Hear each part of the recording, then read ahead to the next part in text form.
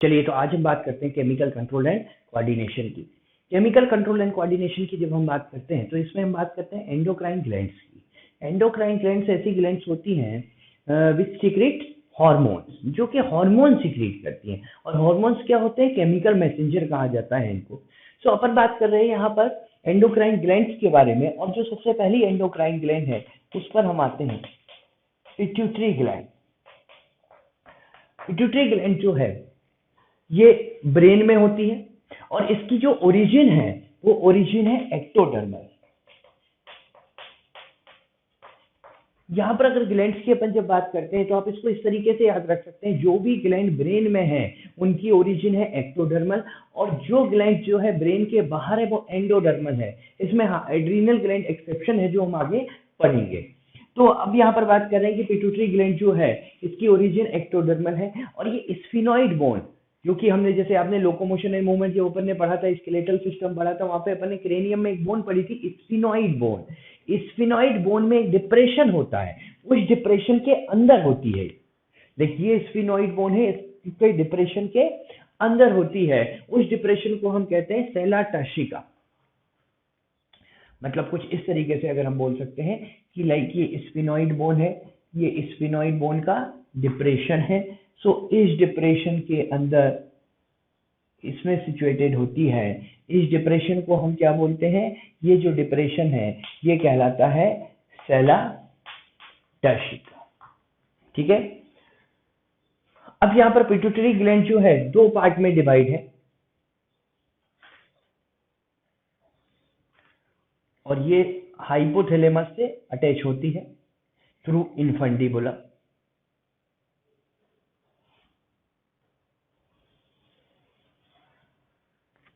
ये कुछ इस तरह से, ये हो गया हाइपोथैलेमस, ये है इन्फंडिबुलम। ठीक है। यहां पर दो पार्ट में हमने कहा डिवाइड है, एडिनो हाइपोफाइसिस, एडिनो हाइपोफाइसिस, जो कि इसका एंटीरियर पार्ट है, और पोस्टीरियर पार्ट है इसका न्यूरो हाइपोफाइसिस। तो जो एंटीरियर पार्ट है, एंटीरियर पिट्यूटरी जिसको हम बोलते हैं वो क्या है? Adeno hypophysis. और जो हम पोस्टीरियर पिट्यूटरी बोलते हैं वो क्या है? Neuro hypophysis. तो दो पार्ट है, और ये जो है हाइपोथैलेमस से अटैच है through stock like structure called infundibulum. यहाँ पर ब्लड वेसल और कैपिलरी का नेटवर्क है, पोर्टल सिस्टम है। लाइक हाइपोथैलेमस में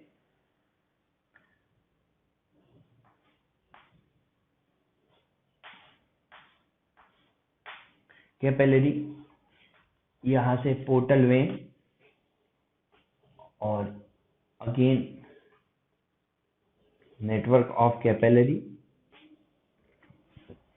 एंटीरियर पिट्यूटरी। इस तरह से ये हो गया कैपिलरी, ये हो गई यहाँ पे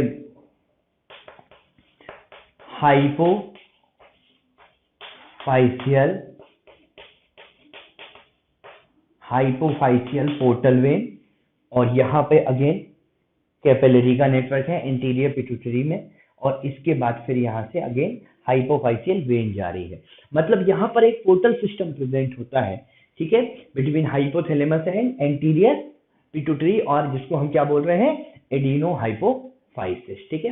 इसी तरह से हाइपोथैलेमिक न्यूरॉन्स होते हैं। ये न्यूरॉन्स हाइपोथैलेमस को कनेक्ट करते हैं किससे? न्यूरो हाइपोफाइसिस से, या पोस्टीरियर पार्ट ऑफ हाइपोफाइसिस से। तो यहाँ पर न्यूरॉन्स होंगे जिनको हम कहते हैं हाइपोथैलेमिक न्यूरॉन्स। इनकी जो एंडिंग होती है, ये एंडिंग प्रेजेंट होती है न्यूरो हाइपोफाइसिस में।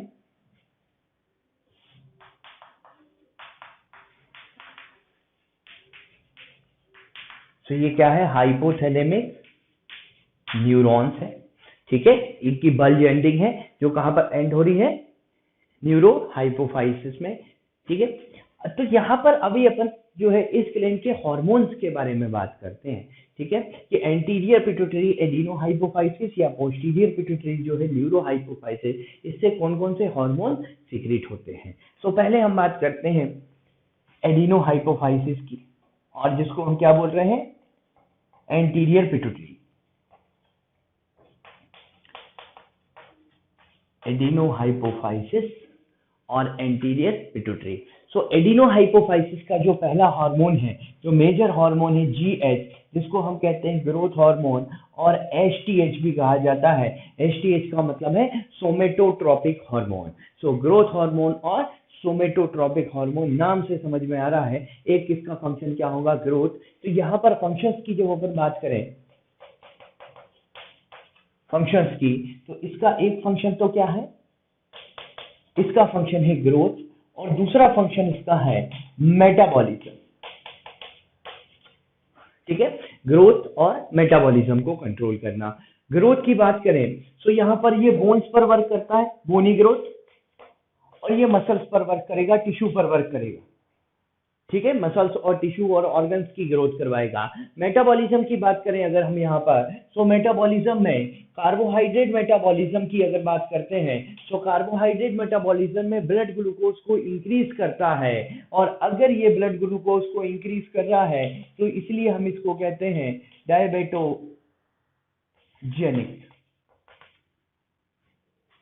डायबेटोजेनिक हार्मोन। डायबेटोजेनिक हार्मोन्स क्या कहलाते हैं, जो कि ब्लड ग्लूकोज को इंक्रीज करें। दूसरी बात करें प्रोटीन मेटाबॉलिज्म की, तो प्रोटीन मेटाबॉलिज्म की हम बात करते हैं, तो ये सेल्स की परमेबिलिटी अमाइनो एसिड के लिए बढ़ाता है, जिससे कि सेल्स में ज्यादा से ज्यादा अमाइनो एसिड एंटर करेंगे और प्रोटीन सिंथेसिस करेंगे। मतलब हम बोल सकते हैं कि ये प्रोटीन सिंथेसिस करवाता है, प्रोटियोजेनेसिस करवाता है। थर्ड, अगर बात करें हम यहाँ पर फैट के मेटाबॉलिज्म के बारे में, तो ये लाइपोलाइसिस, लाइपोलाइसिस में फैट को ब्रेक करने का काम करता है, फैट को ऑक्सीडाइज करवाने का काम करता है, ठीक है। तो यहाँ पर ये lipolysis, lipo means lipid, lysis means break down, so break down of lipid को बढ़ाता है। तो ये काम हो गए इसके, ये फंक्शन हो गए सारे किसके, मेटाबॉलिज्म से रिलेटेड, ओके। तो यहाँ पर अपन बात करते हैं मेनली जो ग्रोथ हार्मोन है उसमें कुछ डिसऑर्डर्स के बारे में। सो ग्रोथ हार्मोन का अगर हाइपोसीक्रेशन हो जाए, हाइपोसीक्रेशन, हाइपोसीक्रेशन हुआ मतलब ग्रोथ हार्मोन का सीक्रेशन कम हुआ, सो ये हाइपोसीक्रेशन के कारण हो जाता है यहाँ पर डॉर्फिज्म। इसके कारण कौन सी डिसऑर्डर होती है, डॉर्फिज्म, ठीक है। और जो डॉर्फिज्म, अगर ये डॉर्फिज्म पिट्यूटरी के हाइपोसीक्रेशन के कारण होती है, तो इसको एक टर्म और दिया जाता है, इसको कहा जाता है एटेलियोसिस, ठीक है। क्योंकि डॉर्फिज्म तो और कई सारे रीजन हो सकते हैं डॉर्फिज्म के, बट अगर डॉर्फिज्म पर्टिकुलरली जो है ग्रोथ हार्मोन के सीक्रेशन के कम होने के कारण हो रही है, एंटीरियर पिट्यूटरी के सीक्रेशन कम होने के कारण हो रही है, तो उसको हम क्या बोल देंगे, एटेलियोसिस कहते हैं, ठीक है। अगर बात करें हम हाइपर सीक्रेशन की, हाइपर सीक्रेशन मतलब इसका सीक्रेशन जो है वो ज्यादा होने लगा है, एक्सेस में है। तो हाइपर सीक्रेशन की अगर बात करें तो बच्चों में होती है जाइजेंटिस, और एडल्ट में होती है एक्रोमेगाली। बच्चों में जो डिसऑर्डर होगी उसको क्या बोलेंगे, जाइजेंटिस, और जो एडल्ट में होगी उसको हम क्या बोलेंगे, एक्रोमेगाली, ठीक है। तो ये फर्स्ट हार्मोन था इसका एडिनोहाइपोफाइसिस का, जिसको हम क्या बोल रहे हैं, ग्रोथ हार्मोन, और एचटीएच सोमेटोट्रोपिक हार्मोन।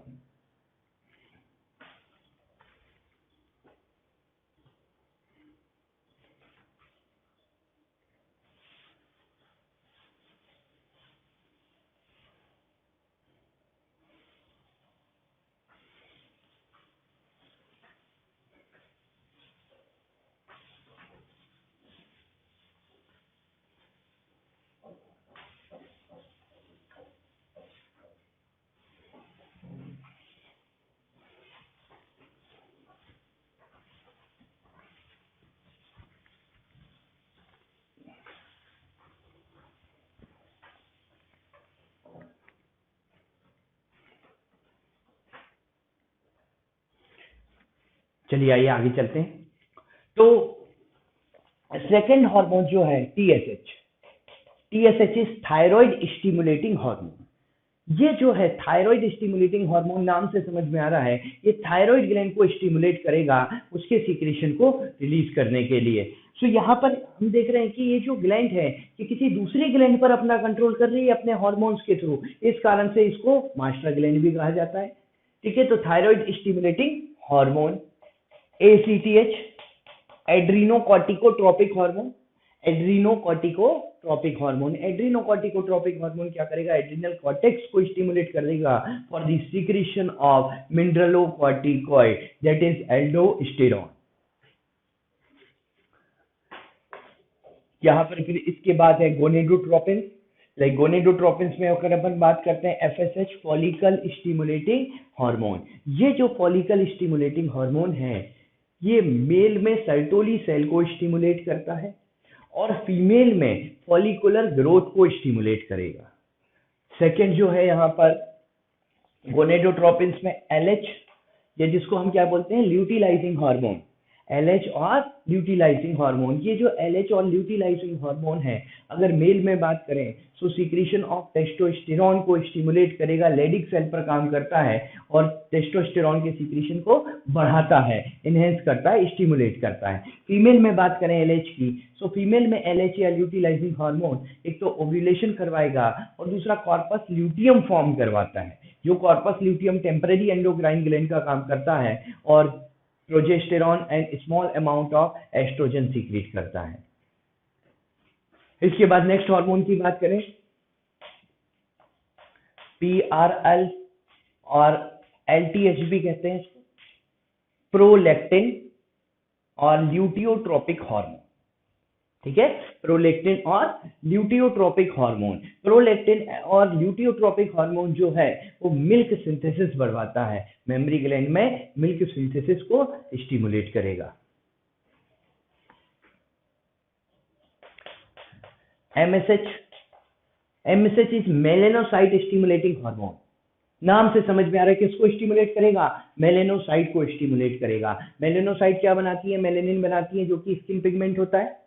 तो मतलब ये मेलेनोसाइट को स्टिमुलेट करेगा जिससे वो ज्यादा से ज्यादा मेलेनिन बनाए, मतलब ये पिगमेंटेशन को बढ़ाता है। लेकिन ह्यूमन में इसका कोई खास रोल देखा नहीं गया है।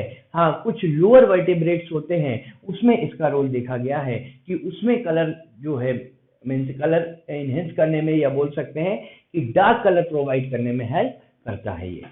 ठीक है, तो ये जितने भी हार्मोन्स थे ये सारे हार्मोन्स किसके थे, एडिनोहाइपोफाइसिस और एंटीरियर पिट्यूटरी के बारे में अपन ने पढ़ा यहाँ पर। ठीक है, अब अपन बात करते हैं यहाँ पर न्यूरोहाइपोफाइसिस की, और जिसको हम कहते हैं पोस्टीरियर पिट्यूटरी। न्यूरोहाइपोफाइसिस, अच्छा न्यूरोहाइपोफाइसिस पार्स नर्वोसा इसका पार्ट है। एक्चुअली इसको न्यूरो टर्म क्यों दिया गया, क्योंकि हाइपोथैलेमस का ही एक्सटेंशन है। ये जो है ये किसका एक्सटेंशन है, हाइपोथैलेमस का। हाइपोथैलेमस एक्चुअली अपने इसके जो हार्मोन्स है न्यूरोहाइपोफाइसिस के, ये खुद न्यूरोहाइपोफाइसिस में नहीं बनते, ये बनते कहाँ पर है, हाइपोथैलेमस में। हाइपोथैलेमस इनको बनाता है, लेकिन ये स्टोर और रिलीज कहाँ से होते हैं, स्टोर और रिलीज होते हैं न्यूरोहाइपोफाइसिस से। जो अभी हमने नर्व एंडिंग पढ़ी थी हाइपोथैलेमिक न्यूरॉन की, आपने देखा था नर्व एंडिंग कहाँ पर होती है, न्यूरोहाइपोफाइसिस में। इसका मतलब वो नर्व एंडिंग में स्टोर होते हैं और वहीं से रिलीज होते हैं। तो नर्व एंडिंग न्यूरोहाइपोफाइसिस में मतलब स्टोर और रिलीज कहाँ से हो रहे हैं, स्टोर और रिलीज हो रहे हैं न्यूरोहाइपोफाइसिस से। लेकिन इनका प्रोडक्शन कहाँ पर हुआ है, प्रोडक्शन हुआ है हाइपोथैलेमस में। ठीक है, तो यहाँ पर न्यूरोहाइपोफाइसिस से जो हार्मोन्स निकल रहे हैं वो हार्मोन्स कौन से हैं, एडीएच, एंटी डायूरेटिक हार्मोन, या जिसको क्या बोलते हैं वैसोप्रेसिन, या जिसके लिए दूसरा टर्म क्या यूज करते हैं हम, पिट्रेसिन। एंटी डायूरेटिक हार्मोन वैसोप्रेसिन और पिट्रेसिन, ये एक तो वैसोकॉन्स्ट्रिक्टर का काम करता है, मतलब ब्लड प्रेशर को बढ़ाने का काम करता है। दूसरा एडीएच एक्सक्रीटरी सिस्टम में हमने पढ़ा, एडीएच जो है डीसीटी और कलेक्टिंग डक्ट में वाटर के एब्जॉर्प्शन के लिए रिस्पॉन्सिबल है। अगर एडीएच कम हो जाए तो वाटर का एब्जॉर्प्शन नहीं होगा, यूरिन जो है डाइल्यूट होगा, यूरिन का अमाउंट जो है वो ज्यादा होगा, जिसको हम क्या बोलते हैं डायबिटीज इंसिपिडस इसकी डेफिशिएंसी से डायबिटीज इंसिपिडस हो सकती है, यह हम एक्सक्रीटरी सिस्टम में डिटेल में पढ़ चुके हैं। सेकेंड जो है यहाँ पर वो है ऑक्सीटोसिन और पिटोसिन। ऑक्सीटोसिन और पिटोसिन जो है इसको एक तो बर्थ हार्मोन कहा जाता है। बर्थ हार्मोन क्यों? During parturition, during child birth ये यूट्राइन मसल में कॉन्ट्रेक्शन करवाने का काम करता है, इसलिए इसको क्या बोलते हैं? बर्थ हार्मोन कहा जाता है। दूसरा इसको मिल्क इजेक्टिंग हार्मोन भी कहते हैं। मिल्क इजेक्टिंग हार्मोन क्यों कहा जाता है? क्योंकि ये मेमरी ग्लैंड से मिल्क का इजेक्शन करवाता है, मिल्क लेट डाउन करवाता है। ध्यान रखना, मिल्क का सिंथेसिस, मिल्क का प्रोडक्शन किसने करवाया था? प्रोलैक्टिन ने। लेकिन मिल्क का इजेक्शन किसने करवाया? वो करवाया ऑक्सीटोसिन ने। ठीक है, तो यहाँ पर ये हमने पढ़ा पिट्यूटरी ग्लैंड के दोनों पार्ट्स के बारे में, एडिनो हाइपोफाइसिस और न्यूरो हाइपोफाइसिस के बारे में। अब हम नेक्स्ट ग्लैंड की बात करते हैं जो कि लार्जेस्ट एंडोक्राइन ग्लैंड है। आप नाम से समझ गए होंगे ये कौन सी ग्लैंड होनी चाहिए? थायराइड ग्लैंड, जो यहाँ नेक रीजन में होती है। ठीक है, तो सेकेंड हम बात करते हैं यहाँ पर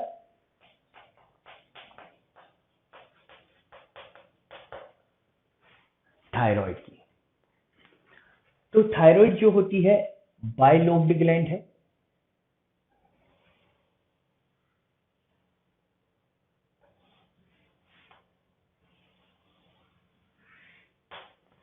इस तरह से एच शेप्ड होती है, बाइलोब्ड होती है, एच शेप्ड होती है।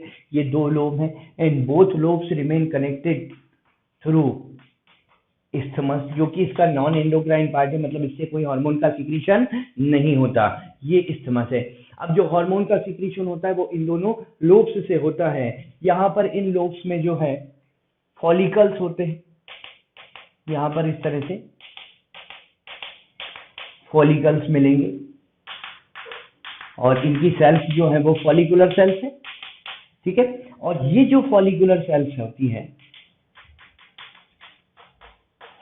फॉलिकुलर सेल्स, ये सीक्रेट करती है T3 and T4 try iodothyronine and T4 tetra iodothyronine, या थायरोक्सिन भी कहते हैं जिसको। ठीक है, try iodothyronine and tetra iodothyronine या थायरोक्सिन, ये फॉलिकुलर सेल्स से निकलता है। फॉलिकुलर सेल्स के बाद यहाँ पर बीच में कुछ पैरा फॉलिकुलर सेल्स भी होती हैं।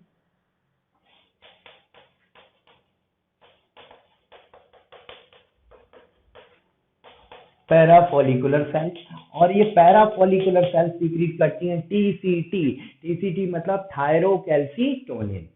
ठीक है, अब अपन इनके फंक्शंस के बारे में बात करते हैं। पहले हम आते हैं T3 एंड T4 पर। T3 एंड T4, ये जो T3 और T4 हैं, इनके फंक्शंस को अगर हम देखें तो पहला फंक्शन इनका होता है ग्रोथ, ग्रोथ में हेल्प करते हैं। लेकिन यहाँ ध्यान दीजिएगा, यहाँ पर जो ग्रोथ होती है वो फिजिकल ग्रोथ में भी हेल्प करते हैं, मीन्स बोन्स मसल्स पे हेल्प करेंगे, मेंटल ग्रोथ में भी हेल्प करता है ये, और साथ ही साथ सेक्सुअल ग्रोथ में भी हेल्प करते हैं। लाइक जो हमने अभी तक ग्रोथ हार्मोन पढ़ा था उसको हमने देखा केवल फिजिकल ग्रोथ में हेल्प करता है, लेकिन यहाँ पर ऐसा नहीं है। यहाँ पर फिजिकल, मेंटल और सेक्सुअल तीनों तरह की ग्रोथ से रिलेटेड है। ग्रोथ के बाद इसका फंक्शन है मेटाबॉलिज्म। मेटाबॉलिज्म में जो है ये कार्बोहाइड्रेट मेटाबॉलिज्म की बात करें तो अगेन डायबेटोजेनिक इफेक्ट है, मीन्स ब्लड ग्लूकोज को इंक्रीज करने का काम करेगा। प्रोटीन मेटाबॉलिज्म की बात करें तो प्रोटीन मेटाबॉलिज्म में एनाबॉलिक इफेक्ट दिखाता है, मींस प्रोटियोजेनेसिस करवाता है, प्रोटीन सिंथेसिस करवाता है। लिपिड मेटाबॉलिज्म की बात करें तो यहाँ पर भी ये भी जो है लाइपोलाइसिस करवाता है, मींस लिपिड के ऑक्सीडेशन को या लिपिड के ब्रेकडाउन को बढ़ाता है। इसके बाद बीएमआर का regulation of basal metabolic rate, ये बेसल मेटाबॉलिक रेट को अफेक्ट करता है। ये जो है ऑक्सीडेटिव मेटाबॉलिज्म को बढ़ाता है, एक जिससे कि जो है कैलोरीजेनिक इफेक्ट इसका दिखाई देता है हमको। कैलोरीजेनिक इफेक्ट को, ये एनर्जी प्रोडक्शन को बढ़ाता है, मतलब क्या हो गया इसका इफेक्ट? कैलोरीजेनिक इफेक्ट। ठीक है, तो यहाँ बीएमआर पे भी इसका रोल है। इसके बाद ब्लड प्रोडक्शन को ब्लड प्रोडक्शन में भी इसका रोल होता है, ब्लड प्रोडक्शन को इनहेंस करता है, मेंस्ट्रुअल साइकिल को रेगुलेट करने में इसका रोल होता है, water and electrolyte balance, water and electrolyte balance बनाने में भी हेल्प करता है। सो ये सारे फंक्शंस किसके हो गए, T3 और T4 के। अच्छा, T3 को हमने कहा ट्राई आयोडोथायरोनिन, T4 को हमने कहा टेट्रा आयोडोथायरोनिन। ये आयोडो टर्म क्यों लगाया है यहाँ पे? आयोडो टर्म इसलिए लगाया हमने क्योंकि इनकी सिंथेसिस के लिए आयोडीन की रिक्वायरमेंट होती है, इसलिए हम क्या टर्म लगाते हैं इसमें, आयोडो। ठीक, इसके बाद हम बात करते हैं यहाँ पर जो पैराफॉलिकुलर सेल से निकलने वाला हार्मोन है TCT। ठीक है, उससे पहले चलिए अपन देख लेते हैं इनसे रिलेटेड कुछ डिसऑर्डर्स के बारे में जो कि T3 T4 की डेफिशिएंसी से मींस हाइपोसिक्रीशन से और T3 और T4 के हाइपर सिक्रीशन से होती है। चलिए तो हम बात करते हैं T3 और T4 के हाइपोसिक्रीशन से होने वाली डिसऑर्डर्स की। हाइपोथायरॉइडिज्म, हाइपोथायरॉइडिज्म का मतलब क्या है, T3 और T4 का सिक्रीशन कम हो रहा है। सो हाइपोथायरॉइडिज्म से जो बच्चों में डिसऑर्डर होती है उसको हम कहते हैं क्रिएटिनिज्म, जिसमें फिजिकल, मेंटल और सेक्सुअल तीनों ग्रोथ अफेक्ट होंगी। और जो एडल्ट में हो जाए अगर, तो इसको हम कहते हैं मिक्सोडीमा, मिक्सोडीमा। और इसके लिए हम टर्म यूज करते हैं गर्ल्स डिसीज भी कहा जाता है, मिक्सोडीमा और गर्ल्स डिसीज। ठीक है, अगर आयोडीन की डेफिशिएंसी से हो जाए, जैसे हमने देखा अभी कि आयोडीन की रिक्वायरमेंट होती है T3 और T4 के प्रोडक्शन के लिए, उसकी सिंथेसिस के लिए, अगर आयोडीन कम हो जाए, डाइट में आयोडीन ना हो, तो T3 और T4 की डेफिशिएंसी हो जाएगी, उसको हम कहेंगे सिंपल गोइटर, सिंपल गोइटर। ठीक है, और T3 और T4 की डेफिशिएंसी हो सकती है ऑटो इम्यून डिसऑर्डर के कारण, उसको हम कहते हैं हशीमोटो डिसीज, हशीमोटो डिसीज, जिसमें ऑटो इम्यूनिटी के कारण थायराइड ग्लैंड का डिस्ट्रक्शन होने लगता है। ठीक है, तो हशीमोटो डिसीज। बात करते हैं हाइपर सिक्रीशन। हाइपर सिक्रीशन मतलब हम यहाँ पर ये बात कर रहे हैं अगर सिक्रीशन ज्यादा हो जाए तो क्या होगा, तो अगर हाइपर सिक्रीशन होता है तो हाइपर सिक्रीशन के कारण एक्सोप्थेल्मिक गॉइटर और ग्रेव्स डिसीज और बेजोस डिसीज,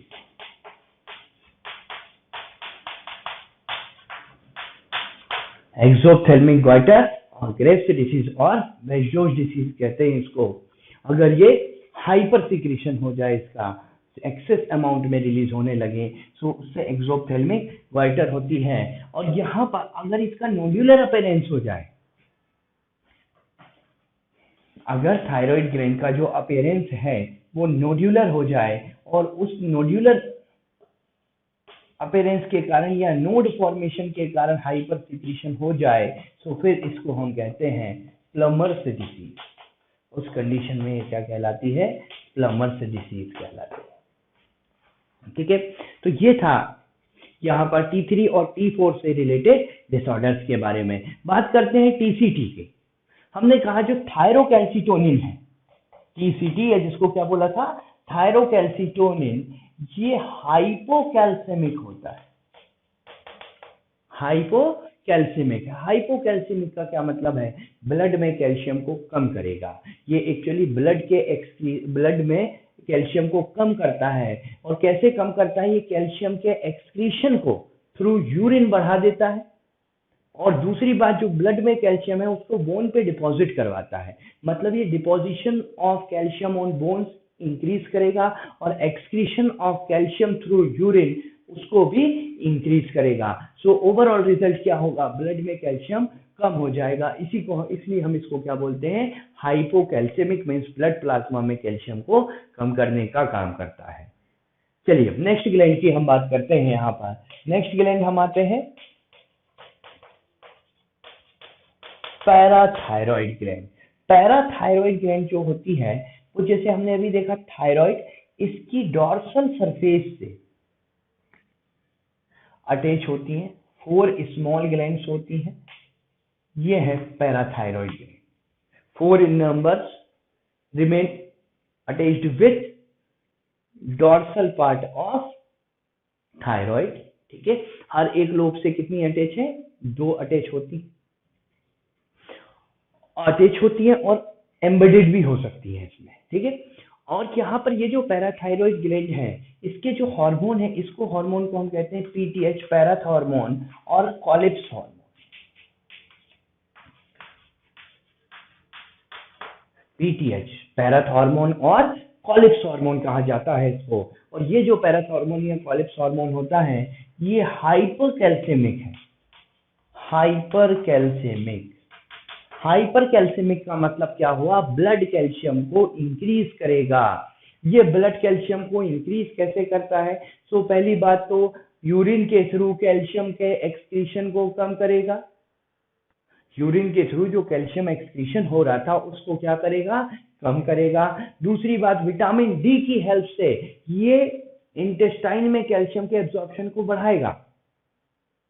तो ये जब विटामिन डी की हेल्प से कैल्शियम के एब्जॉर्प्शन को बढ़ा रहा है, तो कैल्शियम एब्जॉर्ब होकर ब्लड में आएगा, तो ब्लड में कैल्शियम बढ़ेगा, हाइपरकैल्सीमिक। तीसरी बात, ये बोन से कैल्शियम को रिमूव करने का काम करता है। तो बोन से जब कैल्शियम रिमूव होगा तो वो रिमूव होके भी कहाँ पर आएगा? ब्लड में आएगा। तो ब्लड में अगेन कैल्शियम क्या होगा? बढ़ेगा। मतलब इन तीनों का इफेक्ट देखिए आप, ब्लड में कैल्शियम बढ़ रहा है, यूरिन के थ्रू कैल्शियम का एलिमिनेशन ये क्या कर रहा है? कम कर रहा है। सेकेंड, कैल्शियम के एब्जॉर्प्शन को इंक्रीज कर रहा है। और थर्ड जो है वो बोन से कैल्शियम को रिमूव करने में भी हेल्प कर रहा है। अब अपन बात करते हैं इसकी सीक्रेशन अगर कम हो जाए या ज्यादा हो जाए तो क्या होगा? पहले हाइपो सीक्रेशन की बात करें। अगर सीक्रेशन कम हो जाए तो भाई सीक्रेशन कम हो गया, अगर ये क्या करता क्या है? ब्लड में कैल्शियम को बढ़ाता है। अगर सीक्रेशन कम हुआ तो ब्लड में कैल्शियम कम होगा, और अगर ब्लड में कैल्शियम कम होगा तो इससे जो डिसऑर्डर होगी उसको हम कहते हैं टिटेनी। और पैराथायरॉइड की वजह से हो रही है, इसलिए हम क्या बोल देते हैं इसको? Parathyroid tetany. क्या हो जाएगी? Parathyroid tetani. अगर हाइपोसिक्रेशन हो जाए तो क्या होगी? पैराथायरॉइड टिटेनी हो जाएगी, ठीक है। और अगर हाइपर सीक्रेशन हो जाए, अगर इसका हाइपर सीक्रेशन हो जाए मतलब सीक्रेशन ज्यादा हो, तो क्या होगा? बोन से ज्यादा कैल्शियम बाहर निकलेगा। और जब बोन से ज्यादा कैल्शियम बाहर निकलेगा तो बोन्स में जहां कैल्शियम डिपॉजिट था वहां पर पोर्स हो जाएंगे, और पोर्स हो जाएंगे तो उस डिसऑर्डर को हम क्या बोलते हैं? हमने स्केलेटल सिस्टम में पढ़ा था, उसको हम कहते हैं ऑस्टियोपोरोसिस।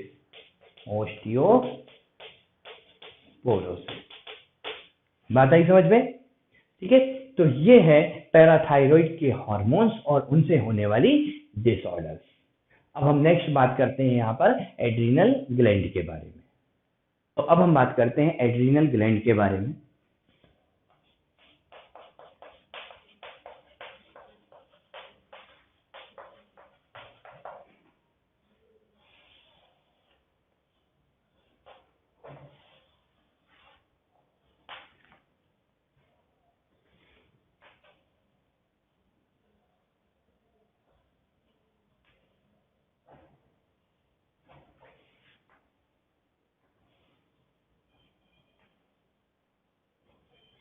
चलिए, तो एड्रीनल ग्लैंड जो है, जैसा कि आपको नाम से समझ में आ रहा है, ये किडनी के ऊपर होती हैं, पिरामिड शेप की ग्लैंड्स होती हैं।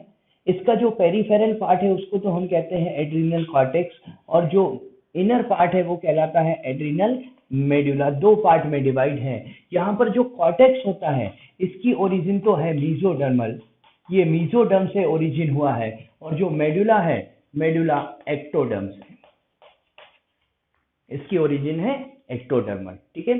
तो पिरामिड शेप की ग्लैंड है, situated above the kidney. Outer part is called cortex which is mesodermal in origin, and inner part is called medulla which is ectodermal in origin, ठीक है। पहले हम बात करते हैं यहाँ पर एड्रीनल कॉर्टेक्स के बारे में। ये आते हैं एड्रीनल कॉर्टेक्स, जो कि इसका मेजर पार्ट बना रहा है। एक्चुअली जब हम एड्रीनल कॉर्टेक्स की बात करते हैं तो एड्रीनल कॉर्टेक्स भी 3 लेयर से फॉर्म होता है इस तरह से। ये हमने कहा ये इनर पार्ट तो क्या हो गया, मेड्यूला। यहाँ पर एड्रीनल कॉर्टेक्स की जब हम बात करें तो एड्रीनल कॉर्टेक्स में भी 3 लेयर्स होती हैं।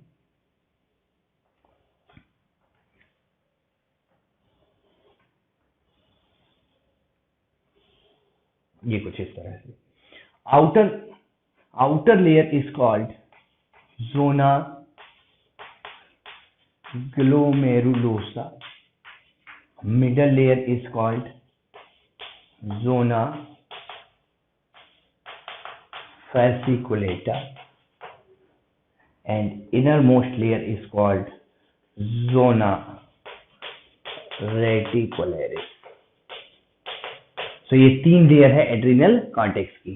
जोना ग्लोमेरुलोसा से जो ग्रुप ऑफ हार्मोन्स निकलते हैं उन हार्मोन्स को कहा जाता है मिनरलोकॉर्टिकॉइड। और ये जो मिनरलोकॉर्टिकॉइड होते हैं इस ग्रुप का मेजर हार्मोन, जो मेन हार्मोन होता है वो होता है एल्डोस्टेरॉन। इसका मेन हार्मोन क्या है, एल्डोस्टेरॉन, जिसके बारे में हमने एक्सक्रीटरी सिस्टम में पढ़ा है। ये जो है सॉल्ट रिटेनिंग हार्मोन है। ये डीसीटी में सोडियम के एब्जॉर्प्शन को इंक्रीज करने का काम करता है, जिससे सोडियम एब्जॉर्ब होकर कहा जाता है ब्लड में जाता है। सो एल्डोस्टेरॉन को इसलिए हम क्या बोलते हैं, सॉल्ट रिटेनिंग हार्मोन। फेसिकुलेटा की बात करें, जोना फेसिकुलेटा, इससे जो हार्मोन सीक्रेट होते हैं उसके ग्रुप को कहते हैं ग्लूकोकॉर्टिकॉइड। और ग्लूकोकॉर्टिकॉइड ग्रुप का मेन हार्मोन जो है वो है कॉर्टिजोल। और कॉर्टिजोल जो है ये भी डायबेटोजेनिक है। पहली बात, डायबेटोजेनिक का मतलब ब्लड ग्लूकोज को इंक्रीज करेगा। सेकेंड, ये एंटी इन्फ्लेमेटरी है, इन्फ्लेमेशन को रोकने का काम करता है। और एंटी एलर्जिक भी है। ये इम्यून सिस्टम को, ये इम्यूनो सप्रेसिव है, ये इम्यून सिस्टम को क्या करता है, सप्रेस करके रखता है। ठीक है, मतलब यहाँ पर ये जो ग्लूकोकॉर्टिकॉइड ग्रुप का जो हार्मोन कॉर्टिजोल है, हमने कहा कि एक तो डायबेटोजेनिक, ब्लड ग्लूकोज को इंक्रीज करेगा। दूसरा हमने कहा ये एंटी इन्फ्लेमेटरी है, इन्फ्लेमेशन को रोकेगा। और इन्फ्लेमेशन किसकी वजह से होता है, हिस्टामिन की वजह से, मतलब कहीं ना कहीं इसका हिस्टामिन पे रोल है, हिस्टामिन पे इसका इफेक्ट पड़ता है। और तीसरी बात, इम्यूनो सप्रेसिव है, मतलब इम्यून सिस्टम को सप्रेस करके रखता है, क्योंकि अगर इम्यून सिस्टम ओवर एक्टिवेट हो जाए, ओवर सेंसिटिव हो जाए तो एलर्जी हो सकती है, मतलब एंटी एलर्जिक है, ये भी हम कह सकते हैं। इसके अलावा ये आरबीसी प्रोडक्शन को बढ़ाता है और डब्ल्यूबीसी प्रोडक्शन को कम करने का काम करता है। बात करते हैं जोना रेटिकुलरिस की। जोना रेटिकुलरिस से जो ग्रुप ऑफ हार्मोन निकलते हैं वो है सेक्स कॉर्टिकॉइड। और सेक्स कॉर्टिकॉइड में जो है एंड्रोजन एंड एस्ट्रोजन। एंड्रोजन और एस्ट्रोजन। ठीक है, अब अपन बात करें इन हार्मोन के हाइपोसिक्रीशन से क्या होता है। अगर एड्रिनल कॉर्टेक्स के हार्मोन का हाइपोसिक्रीशन हो, सो हाइपोसिक्रीशन के कारण होती है एडिशंस डिसीज,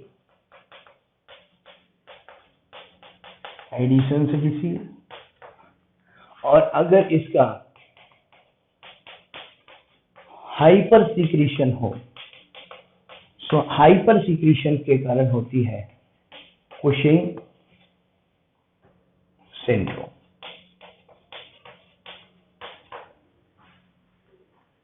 ठीक है, तो ये था एड्रिनल कॉर्टेक्स के बारे में। अब अपन बात करते हैं यहाँ पर एड्रिनल मेडुला की। जो इनर पार्ट है उसको हम क्या बोलते हैं, एड्रिनल मेडुला। तो नेक्स्ट हम जिस पार्ट की बात कर रहे हैं वो है एड्रिनल मेडुला।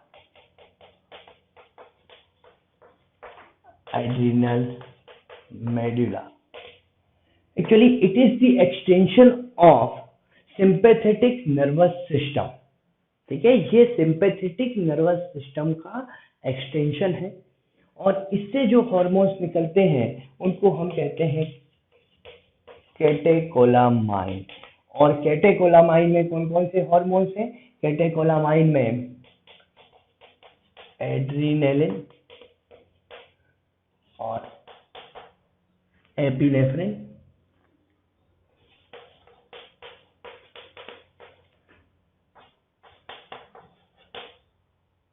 नॉर एड्रेनालिन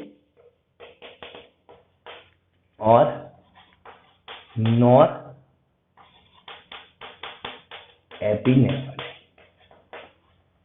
ठीक है, जैसा कि हमने कहा कि ये सिंपैथेटिक नर्वस सिस्टम का एक्सटेंशन है, इसका मतलब इसके फंक्शन भी वही है जो कि सिंपैथेटिक नर्वस सिस्टम के फंक्शन है। ठीक है, तो इसके मेजर फंक्शन की अगर अपन बात करें तो ये क्या करते हैं इसमें, अच्छा दोनों में मेजर इफेक्ट जो देखने को मिलता है वो किसका मिलता है, एड्रीनेलिन का, क्योंकि 80% कौन सा होता है, एड्रीनेलिन ही होता है। तो इनके फंक्शंस की अगर बात करें तो ये जो है स्किन में वैसो कॉन्स्ट्रिक्शन करवाते हैं,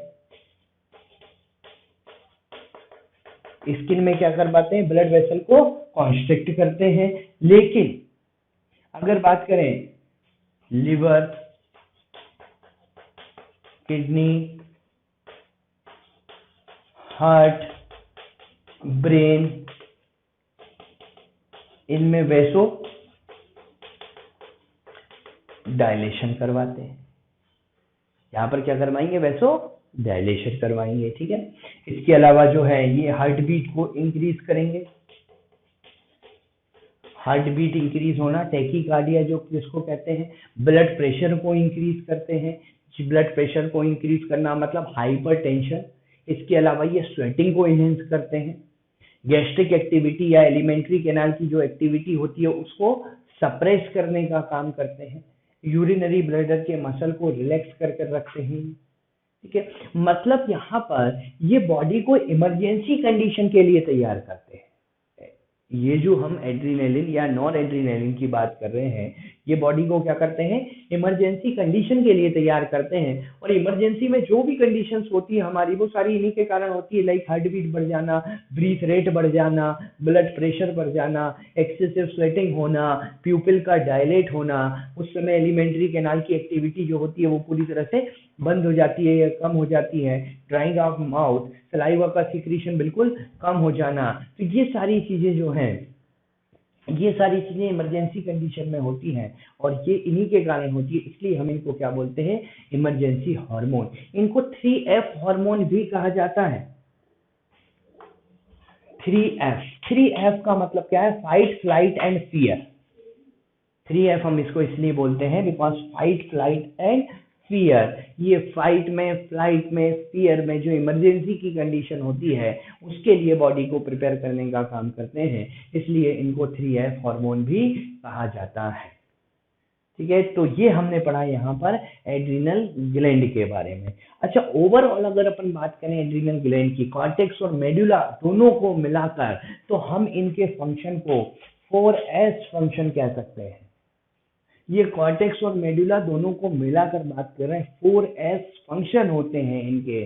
4S फंक्शन क्यों बोलते हैं इसको, क्योंकि देखिए सॉल्ट, एल्डोस्टेरॉन सॉल्ट से रिलेटेड है, कॉर्टिजोल शुगर से रिलेटेड है, शुगर मेटाबॉलिज्म से, सेक्स कॉर्टिकॉइड्स हैं, सेक्स से रिलेटेड है, सेक्स ऑर्गन की, सेक्सुअल ऑर्गन की ग्रोथ से, डेवलपमेंट से, और जो एड्रिनल मेडुला के हार्मोन से, इमरजेंसी हार्मोन है, वो स्ट्रेस से रिलेटेड हैं। इसलिए हम इनके फंक्शन को ओवरऑल कॉर्टेक्स और मेडुला को मिलाकर बोलें तो इसके फंक्शन को हम क्या बोलते हैं, इसके 4S फंक्शंस होते हैं।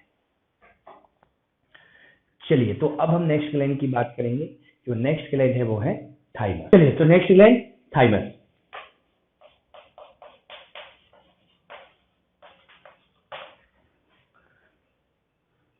थाइमस जो है वो यहाँ स्टर्नम के पीछे की तरफ होती है। थाइमस चिल्ड्रन में बड़ी होती है, बट आफ्टर प्यूबर्टी जो है ये साइज में डिक्रीज होने लगती है, और इससे जो हार्मोन रिलीज होता है वो है थाइमोसिन। थाइमोसिन सीक्रेट करती है ये। इसका मेजर रोल होता है maturation of T lymphocyte, maturation of T lymphocyte.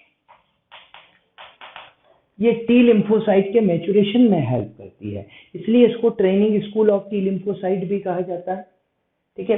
और ये जो है हमने कहा कि आफ्टर प्यूबर्टी साइज में डिक्रीज होने लगती है और ओल्ड एज तक जाते जाते ये ऑलमोस्ट डीजनरेट हो चुकी होती है। इसलिए आपने देखा होगा कि ओल्ड एज में पर्सन की इम्यूनिटी जो होती है वो एकदम कम हो जाती है। उसका एक रीजन ये भी है, बिकॉज ऑफ द डीजनरेशन और destruction of thymus in old age. तो यहाँ पर ये जो है मेनली इम्यून सिस्टम से रिलेटेड ग्लैंड है। इसके बाद अपन बात करते हैं पीनियल ग्लैंड की।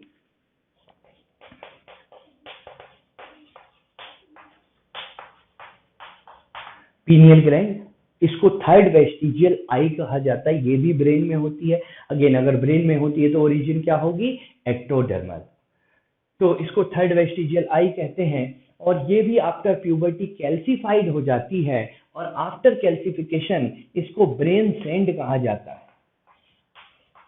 जब प्यूबर्टी के बाद ये कैल्सिफाइड हो जाती है तो फिर क्या कहलाती है, ये ब्रेन सेंड कहलाती है। इससे जो हार्मोन सीक्रेट होता है वो हार्मोन है मेलेटोनिन।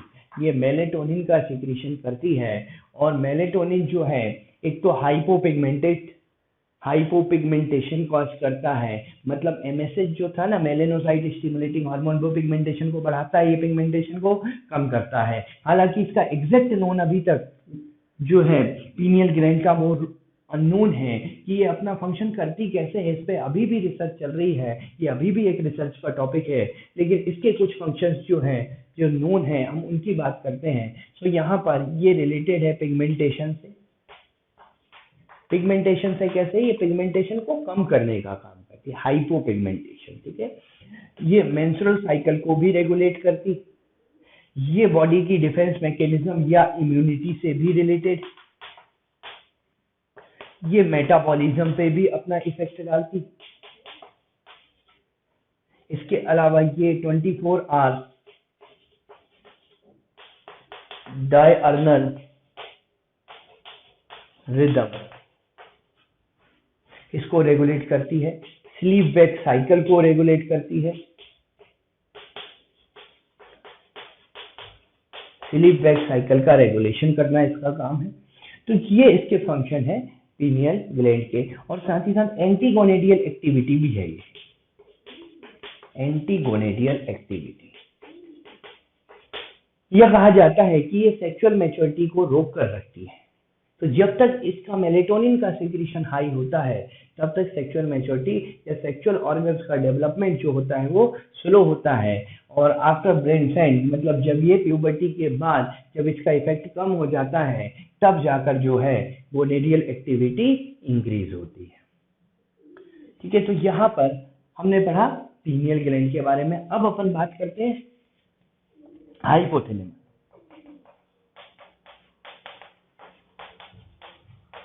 नेक्स्ट हम बात किसकी कर रहे हैं, हाइपोथैलेमस की। हाइपोथैलेमस वैसे तो ब्रेन का पार्ट, कोर ब्रेन का पार्ट है, लेकिन इसके साथ साथ इसके एंडोक्राइन फंक्शन भी हैं। एंडोक्राइन फंक्शन में एडीएच और ऑक्सीटोसिन हमने पढ़ा, जो कि बनते तो यहाँ पर है लेकिन हाँ रिलीज यहाँ से नहीं होते, सिक्रीट यहाँ से नहीं होते। इनका स्टोरेज और सिक्रीशन कहाँ से होता है, वो पोस्टीरियर पिट्यूटरी से होता है। ठीक है। तो उसके अलावा और हाइपोथैलेमस जो है कुछ हार्मोन्स ऐसे हैं जो निकलते भी यहाँ पर हैं और बनते भी यहाँ पर हैं। और ये अपने हार्मोन के थ्रू पिट्यूटरी ग्लैंड को कंट्रोल करने का काम करता है। पिट्यूटरी ग्लैंड को हमने कहा था मास्टर ग्लैंड, और ये अपने हार्मोन के थ्रू मास्टर ग्लैंड को कंट्रोल कर रहा है। इसलिए हाइपोथैलेमस को क्या कहेंगे, मास्टर ऑफ मास्टर ग्लैंड। तो जितने भी रिलीजिंग एंड इनहिबिटिंग हार्मोन्स हैं, रिलीजिंग एंड इनहिबिटिंग हार्मोन्स, ये जो रिलीजिंग और इनहिबिटिंग हार्मोन्स हैं वो पोर्टल सिस्टम के थ्रू एंटीरियर पिट्यूटरी में जाते हैं और एंटीरियर पिट्यूटरी को कंट्रोल करने का काम करते हैं। जैसे कि हम बात करें जीआरएच या जीएचआरएच, क्या है, growth hormone releasing hormone. Releasing term लग गया, मतलब हाइपोथैलेमस का। Growth hormone inhibiting hormone GHIH, growth hormone inhibiting hormone. PRH, prolactin releasing hormone. TRH, thyrotropin और थायराइड स्टिमुलेटिंग हार्मोन, जिसको हम कहते हैं TSH रिलीजिंग हार्मोन। सो मतलब जहां पर भी रिलीजिंग और इनहिबिटरी की हम बात करते हैं, वो रिलीजिंग और इनहिबिटरी हार्मोन जो है वो सारे किससे निकल रहे होते हैं, वो सारे हाइपोथैलेमस से ही बन रहे होते हैं, हाइपोथैलेमस से ही निकलते हैं। ठीक है, और इन हार्मोन के थ्रू ये हाइपोथैलेमस एंटीरियर पिट्यूटरी पे अपना कंट्रोल करता है, इसलिए हम इसको क्या बोलते हैं, मास्टर ऑफ मास्टर ग्लैंड। ठीक है, तो चलिए अब हम बात करते हैं मैकेनिज्म ऑफ हार्मोन एक्शन के बारे में।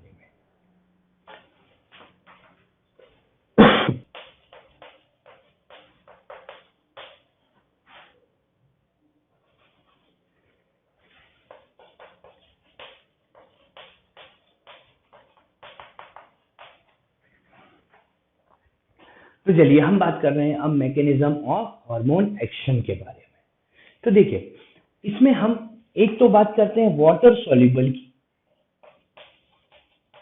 वाटर सॉल्युबल, और दूसरे होते हैं फैट सॉल्युबल। तो पहले अपन चलिए देखते हैं वाटर सॉल्युबल के बारे में। जो वाटर सॉल्युबल हार्मोन्स होते हैं, एक्चुअली ये प्लाज्मा मेम्ब्रेन को तो क्रॉस नहीं कर सकते। सो होगा क्या, जैसे ये सेल है तो इनके जो रिसेप्टर होंगे, इनके रिसेप्टर कहाँ पर होते हैं, प्लाज्मा मेम्ब्रेन के ऊपर। ठीक है, प्लाज्मा मेम्ब्रेन पर इनके रिसेप्टर्स होंगे, तो ये अपने रिसेप्टर से आकर जुड़ेंगे। ये वाटर सॉल्युबल हैं, इस कारण से ये मेम्ब्रेन को क्रॉस नहीं कर पाएंगे, लेकिन अंदर की तरफ ये एक रिस्पॉन्स जनरेट करेंगे, और इस रिस्पॉन्स के कारण यहाँ पर होगा एक्टिवेशन ऑफ सेकेंड मैसेंजर। यहाँ पर क्या एक्टिवेट होगा, सेकेंड मैसेंजर एक्टिवेट होगा, और ये सेकेंड मैसेंजर हो सकता है कैल्शियम आयन, सेकेंड मैसेंजर हो सकता है IP3, जिसको हम कहते हैं इनोसिटॉल ट्राइफॉस्फेट, सेकेंड मैसेंजर हो सकता है DG diacyl glycerol, second messenger हो सकता है CAMP साइक्लिक AMP। ठीक है, मतलब ये वाटर सॉल्युबल थे। सेकेंड मैसेंजर इसलिए क्योंकि फर्स्ट मैसेंजर तो खुद हार्मोन है, तो फर्स्ट मैसेंजर जो था हार्मोन, वो प्लाज्मा मेम्ब्रेन पर जो रिसेप्टर्स थे उनसे आकर जुड़ा, इसने अंदर रिस्पॉन्स जनरेट किया, जिससे एक्टिवेशन किसका हुआ, सेकेंड मैसेंजर का एक्टिवेशन हुआ, और सेकेंड मैसेंजर के एक्टिवेशन के कारण बायोकेमिकल रिस्पॉन्सेज जनरेट होते हैं। यहाँ पर एक चेन रिएक्शन चलती है, कैस्केड रिएक्शन चलती है रिस्पॉन्सेज की, बायोकेमिकल रिस्पॉन्स, और इन बायोकेमिकल रिस्पॉन्स के कारण लास्ट में जाकर जो है वो फिजियोलॉजिकल रिस्पॉन्स हो जाता है। लास्ट में क्या हो जाएगा, फिजियोलॉजिकल रिस्पॉन्स, मतलब जिस काम के लिए ये आया था वो काम हो जाएगा। ठीक है, जैसे FSH की बात करें, FSH का फिजियोलॉजिकल रिस्पॉन्स क्या होगा, फॉलिकुलर ग्रोथ हो जाएगी। ठीक है, तो ये बात किसके बारे में थी, वाटर सॉल्युबल के बारे में। अब हम बात करते हैं फैट सॉल्युबल की।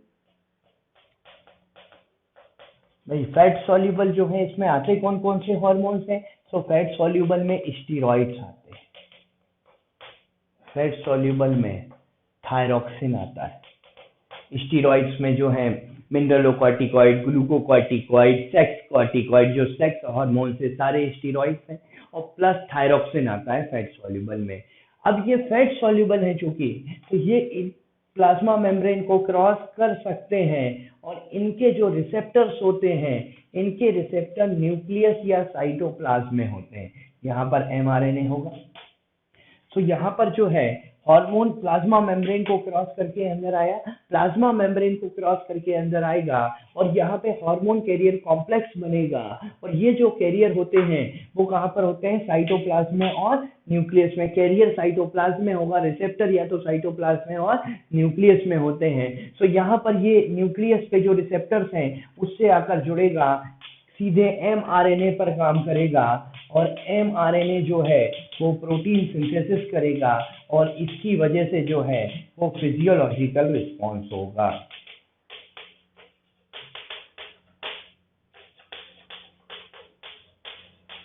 मतलब मेजर डिफरेंस क्या हुआ दोनों की मैकेनिज्म में, देखिए ये प्लाज्मा मेम्ब्रेन के लेवल पे काम करेगा, और ये काम करेगा at the level of cytoplasm और न्यूक्लियस। ठीक है, मतलब ये जीनोम के लेवल पे काम करता है, हम ये बोल सकते हैं, ठीक है।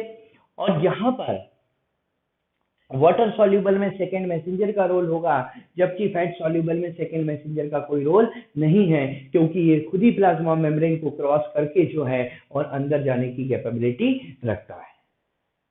तो यहाँ पर ये मैकेनिज्म थी वाटर सॉल्यूबल और फैट सॉल्यूबल हार्मोन्स की। चलिए अब हम बात करते हैं कुछ ऐसे क्वेश्चंस की जो कि प्रीवियस एग्जाम में इससे पूछे गए हैं।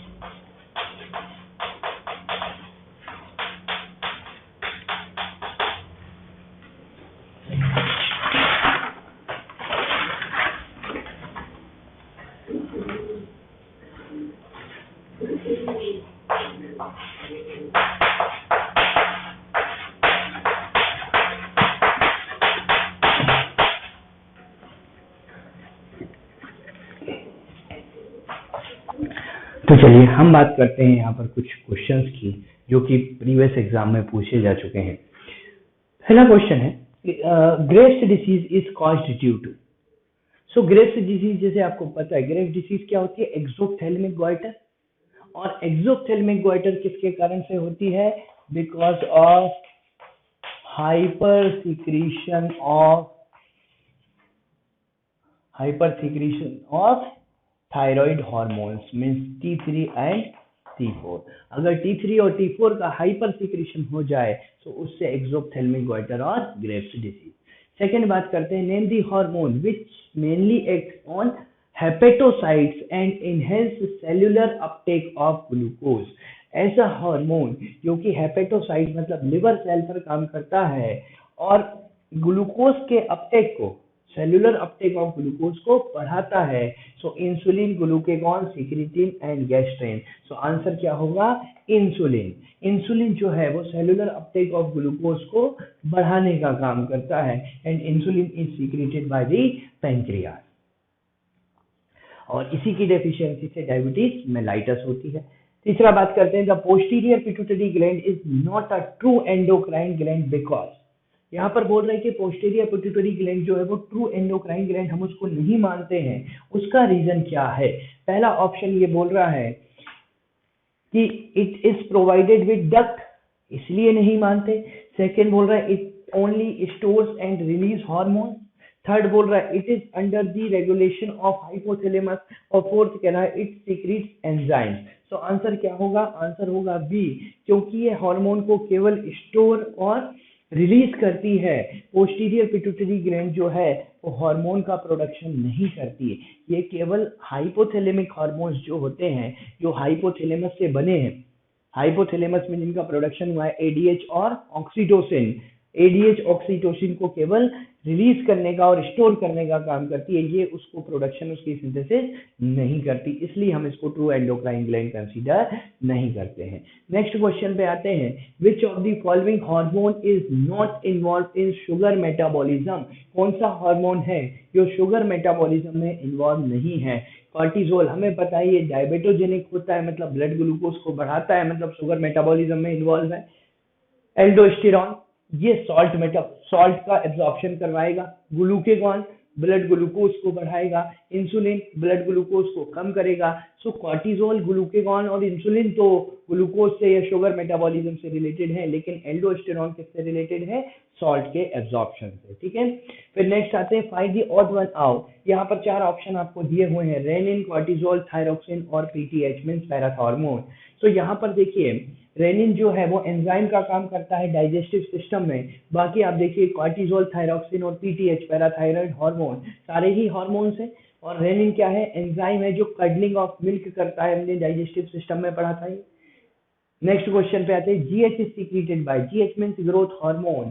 तो बहुत इजी क्वेश्चन है, GH is secreted by anterior pituitary या एडिनो हाइपोफाइसिस। ठीक है, इसको ग्रोथ हार्मोन या एसटीएच भी कहते हैं, सोमेटोट्रोपिक हार्मोन।